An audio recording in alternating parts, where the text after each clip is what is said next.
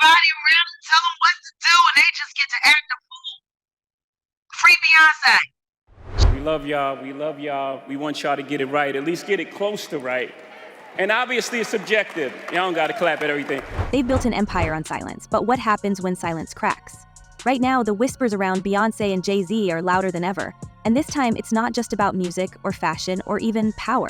It's about betrayal, legacy, and a secret that could tear apart the house that Carter built.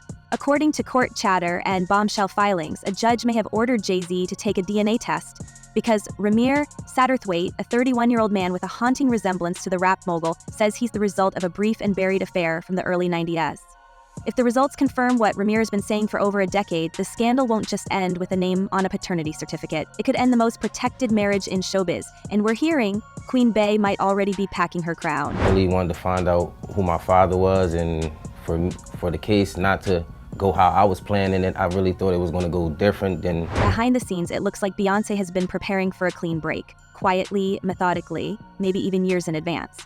Real estate trackers and aviation junkies have noticed something strange. Solo flights logged under her team's travel aliases, quiet escrow activity for luxury properties in Malibu and Paris, and multiple bodyguards reallocated away from Jay Z's detail. One veteran of her security rotation claims she's been training for independence like it's an Olympic event. That's not just distance, that's detachment. And let's be honest, this isn't a woman who leaves things to chance. Not when there are billions, 3 children, and an image machine that could rival NASA's to protect. It's not just about me. If I gotta fight for all of us, I will, but I won't let the court systems just walk over me. I won't let Jay Z, I won't let no one just walk over me and tell me something because y'all just saying this. I want the truth. And if we can't go to the Supreme Courts, the regular courts, to find out the truth, what are they here for? Yeah, all right, we'll get to the legal things that you've been through, the battles.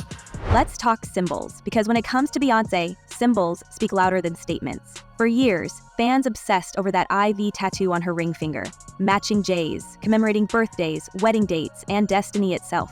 But in recent months, the ivy is gone.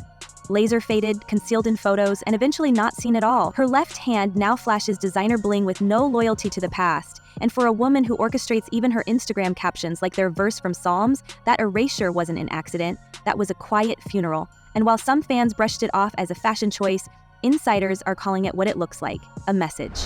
Obviously it's subjective because, it's music and it's opinion-based, but, some things... And the plot only thickens. Multiple sources from within the legal circles surrounding the Satterthwaite case have described what they call a separation simulation. According to one entertainment attorney with ties to Roc Nation, Beyoncé's team initiated a legal firewall strategy back in 2021 that includes vetting offshore trust firms, securing independent residential leases for herself and the children, and allegedly onboarding a second legal team focused not on contracts, but on family law. That's right, divorce prep, not reactive, but proactive. And if it sounds strategic, that's because it is. These moves suggest Beyoncé wasn't blindsided by the DNA drama. She may have been bracing for it. Regarding that. So at what age then did you start to question, who your parents could be? Well, I wouldn't say I started to question it, but I said around like 7, maybe 6. I think it started at 6, and my mom was just telling me that my father wasn't my father, but as a kid, I really didn't look too... Which brings us back to Rymir. He's not just a name in the tabloids. He's a young man who has spent most of his adult life trying to force Jay Z to acknowledge him. His mother Wanda filed affidavits, his guardians fought for legal standing, and yet every door they knocked on seemed to vanish into sealed files and procedural loopholes. A man with no father, up against a man with the best attorneys money can buy until now. Because somewhere in the chaos of recent filings, a thread unraveled. It appears a judge, not yet identified, has demanded a DNA test from Jay Z. And Beyoncé, reportedly, is done waiting to see how he handles it. Basically, my mom was at a show, and she was with a friend. And I guess her friend stayed to, after the show, he was doing little signings and little autographs and stuff like that. I guess he wasn't too big, but I guess females, when the show's over, you can sign little autographs and stuff like that, talk to the people who perform.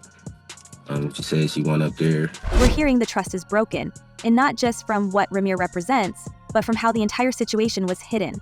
Beyoncé is said to have known about the allegations years ago, but only recently learned about the extent of legal efforts used to suppress them. There are whispers whispers we've heard from 2 former Roc Nation executives and a paralegal involved in the New Jersey case that Jay Z's legal team may have offered favors or deals to a court figure connected to Roc Nation, allegedly to get Rymir's case dismissed on a technicality. That story hasn't broken publicly yet, but it's spreading through music law circles like wildfire.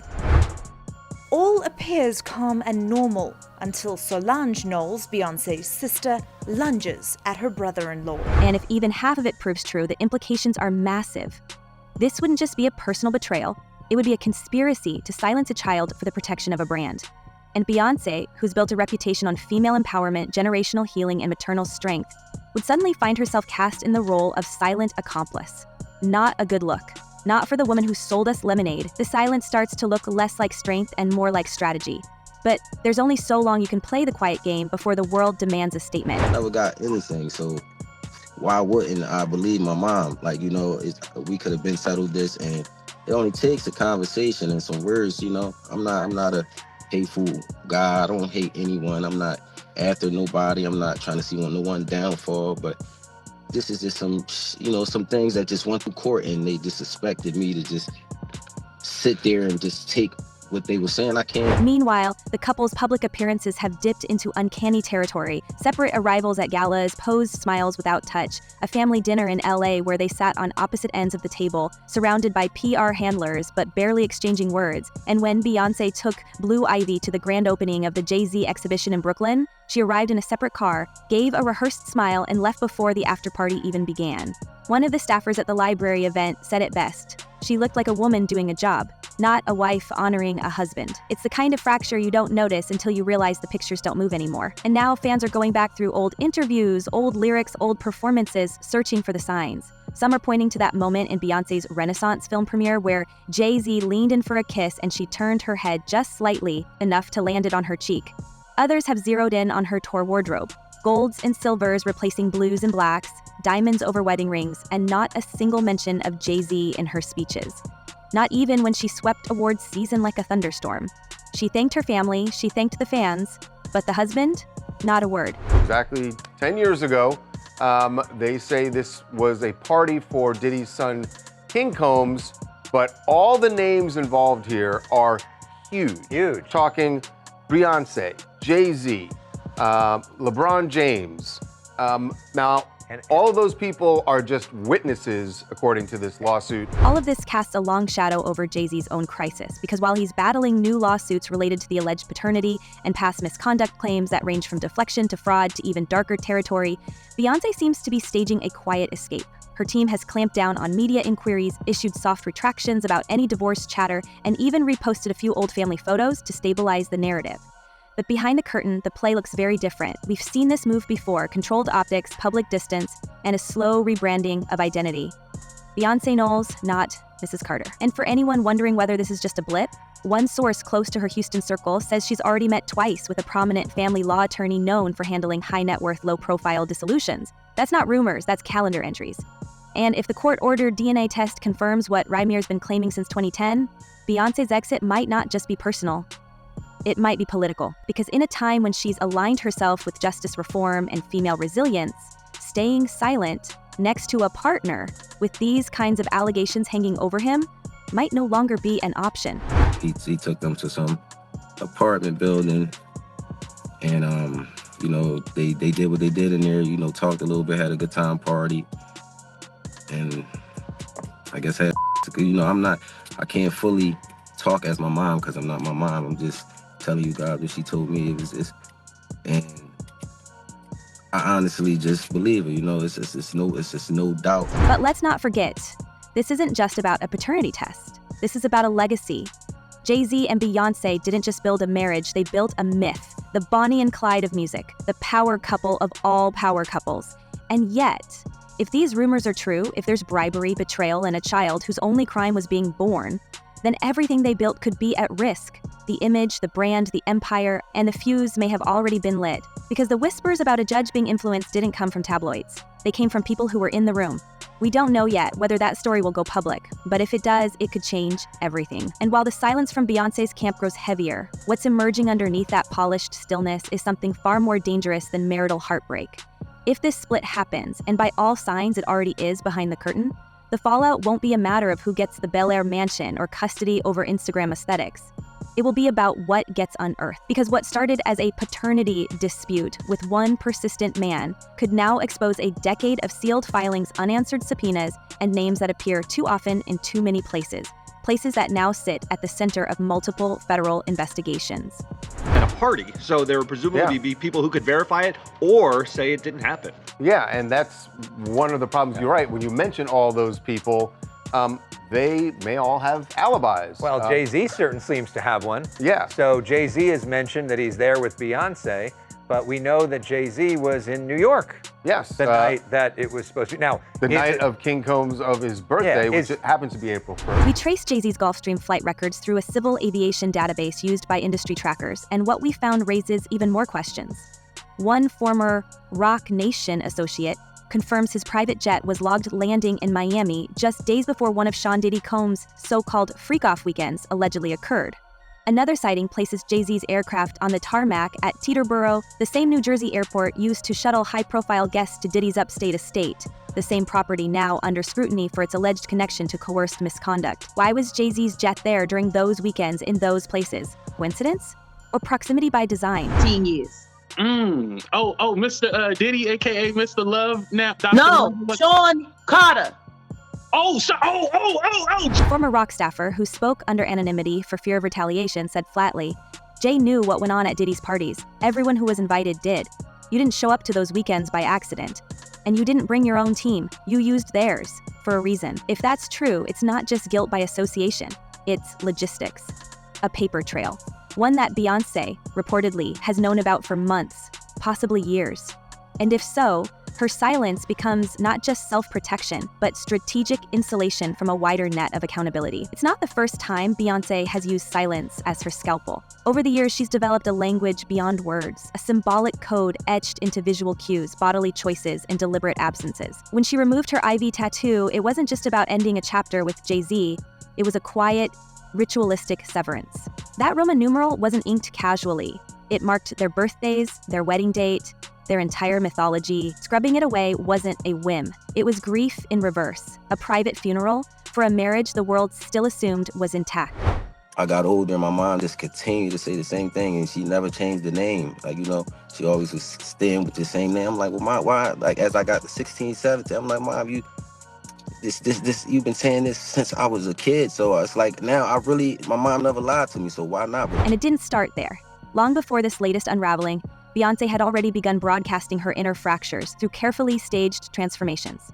The infamous pixie cut in 2013, dismissed at the time as a bold style switch, now reads like the prelude to emotional upheaval.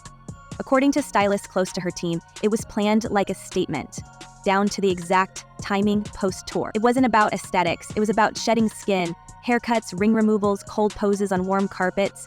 These weren't just fashion moves, they were control. When your voice is watched, dissected, twisted, you let your body speak. It would be something I really would want to find out because, in the future. And what it's been saying lately is chilling. The shift in her visual identity during the Renaissance era, glittering but impersonal, veiled yet bold, mirrors a woman stepping into her power alone.